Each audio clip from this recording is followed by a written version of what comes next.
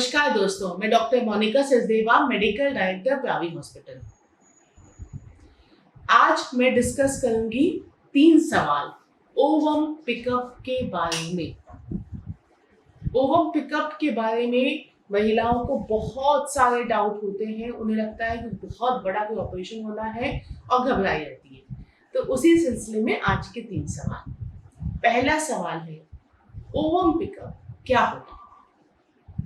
Ovum pickup IVF cycle का सबसे ज्यादा महत्वपूर्ण और क्रूशियल स्टेज है।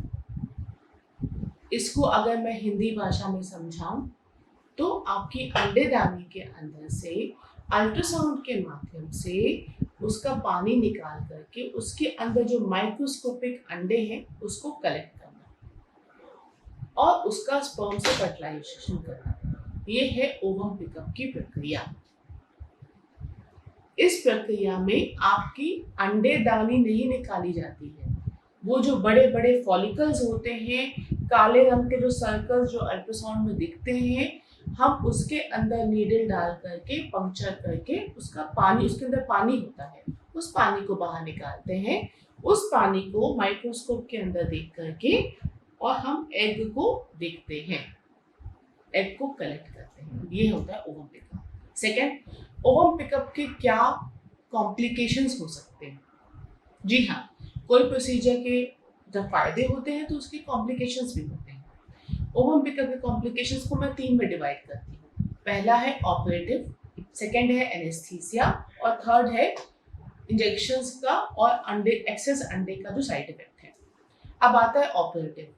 ब्लीडिंग हो सकती है, हो सकता है आसपास की आंतों में और पेशाब की थैली में चोट पहुंच जाए, हो सकता है कि कोई इंपॉर्टेंट नस में चोट पहुंच जाए और काफी ब्लीडिंग हो जाए। ये तो ऑपरेटिव है जो कि बहुत ज्यादा रेयर है। सेकेंड, एनेस्थीसिया कॉम्प्लिकेशन, क्योंकि ज्यादातर ओवम पिकअप में आपको बेहोश किया जाता है। तो कई बार बेहोशी के बाद पेशेंट को थोड़ी वॉमिटिंग्स होती हैं, काफी देर तक बेहोशी बनी रहती है और कभी कभी एनेस्थीसिया के ड्रग्स सूट नहीं करते तो उनको दिक्कत हो सकती है। फिर आता है OHSS, जो कि ओवम पिकअप में जो अंडे डेवलप किए जाते हैं, जो इंजेक्शंस लगते हैं, जो हार्मोन्स लगते हैं, उसका एक साइड इफेक्ट है। OHSS एक तरह की माइल्ड, मॉडरेट या सीवियर प्रॉब्लम हो सकती है। माइल्ड हल्की फुल्की ओपीडी घर में जाके मैनेज हो जाती है, मॉडरेट में भी आपको ओपीडी में मैनेज हो जाता है। सीवियर OHSS के लिए शायद आपको कभी कभी आईसीयू में भर्ती होना पड़े। तो वो OHSS एक ऐसी प्रॉब्लम है जो ओवम पिकअप में सबसे ज्यादा परेशान करती है डॉक्टर्स को भी और मरीज को भी। बट आज के समय में जब इंजेक्शंस और दवाइयाँ प्रोटोकॉल इतने बढ़िया हो गए हैं तो OHSS लगभग बहुत पुराने जमाने की बात हो गई है। अब OHSS होता ही नहीं है।